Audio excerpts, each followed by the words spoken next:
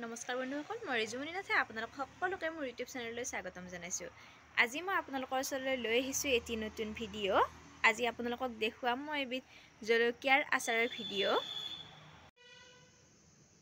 এয়া কেইটামান কেঁচা জলকীয়া লৈছোঁ। এইকেইটা আমি ভালদৰে ধুই পানীটো যাব দি ল'লোঁ।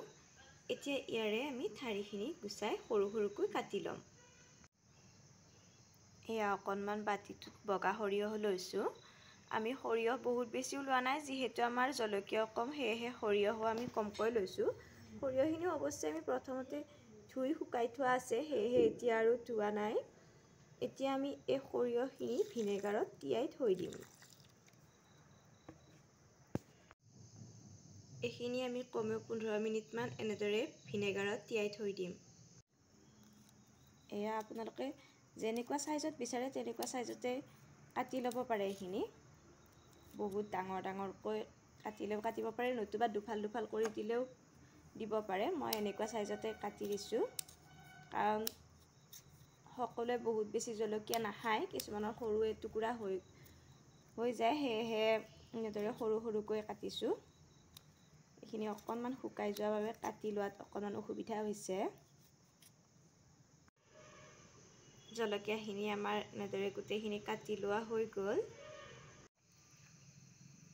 এই সৰিয়হখিনিও আমাৰ তিতি গৈছে। এতিয়া আমি এইখিনি মিক্সাৰত গ্ৰাইণ্ড কৰি ল'ম। এতিয়া আমি এখন কেৰাহীত তেল গৰম হ'ব দিছোঁ। তেল আমি বহুত বেছি দিয়া নাই, যিহেতু আমাৰ আচাৰ কম, সেয়েহে তেলো আমি কমকৈ গৰম হ'ব দিছোঁ। এইখিনি এতিয়া ভালদৰে গৰম হৈ লওক। তেলখিনি আমাৰ গৰম হৈ গৈছে। এতিয়া আমি গেছৰ ফ্লেমটো অফ কৰি দিলোঁ আৰু অকণমান কালজিৰা দি দিছোঁ। লগতে দি দিছোঁ আৰু অলপ পাঁচফোৰণ।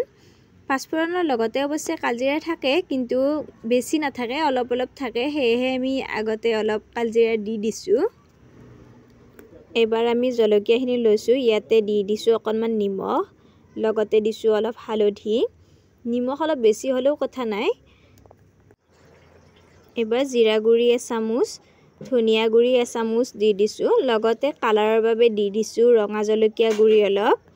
ৰঙা জলকীয়া গুড়ি অৱশ্যে নিদিলেও কথা নাই, কিন্তু কালাৰখিনি ভাল হয়, সেয়েহে দিছোঁ।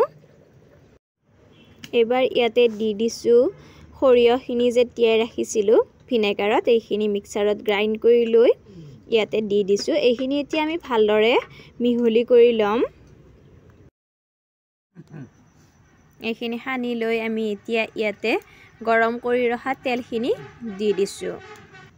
তেল আপোনালোকে বেছিকৈ দিব পাৰে, মই বহুত বেছি তেল দিয়া নাই, অলপ আঠাখিনিয়া কৰি দিছোঁ।